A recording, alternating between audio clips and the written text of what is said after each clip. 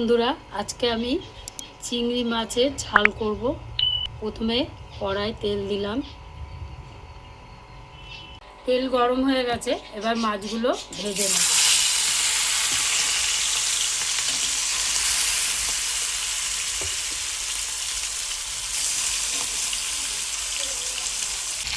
মাছটা ভাজা হয়ে গেছে, উঠিয়ে দেবো চিংড়ি মাছটা।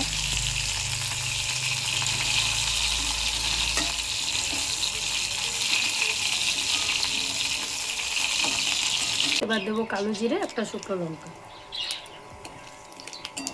এবার দেবো পেঁয়াজ কুচি। পেঁয়াজ কুচিটা দিয়ে লাল লাল করে একটু ভেজে নেব। এবার মশলাগুলো সব এক এক করে দিয়ে দেব।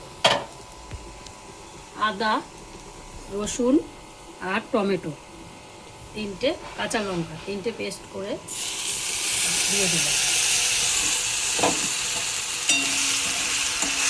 এবার মশলার জলটা দিয়ে কষাবো।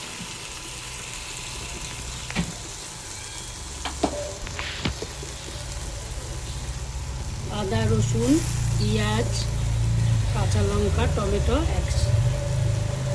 দেওয়া হয়ে গেল।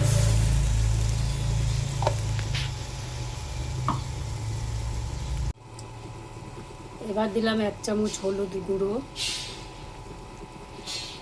1 চামচ জিরে গুঁড়ো,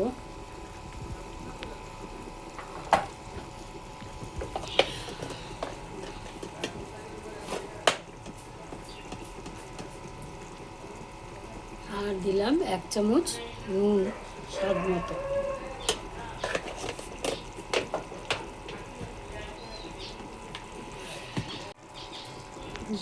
চিনি দিলাম ছোট চামচের হাফ চামচেরও কম, মানে একটুখানি দিলাম। সবগুলো দেওয়া হয়ে গেছে। এবার 2 মিনিট কষিয়ে নেব।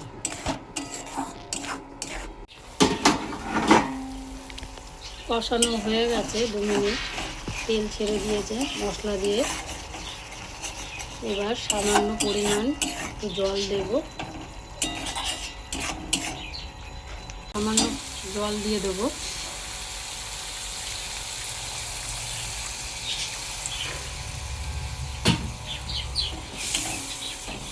জল দিয়ে একটু ফুটুক, তারপরে মাছগুলো দেব। এবার মাছগুলো দিয়ে দেবো।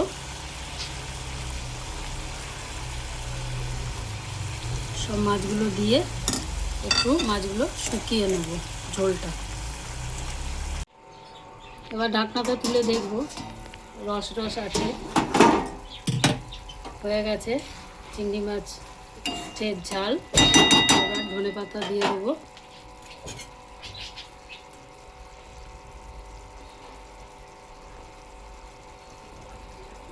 ধনেপাতা দিয়ে দিলাম। ঝোল পুরো টেনে নিয়েছে, ধনেপাতাও দিয়ে দিয়েছি। এবার সানরাইজ সাই মশলা একটু দিয়ে দেবো।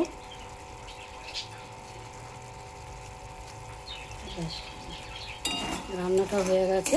এবার আপনারাও এইভাবে রান্না করে খেয়ে দেখবেন, খুব ভালো লাগবে।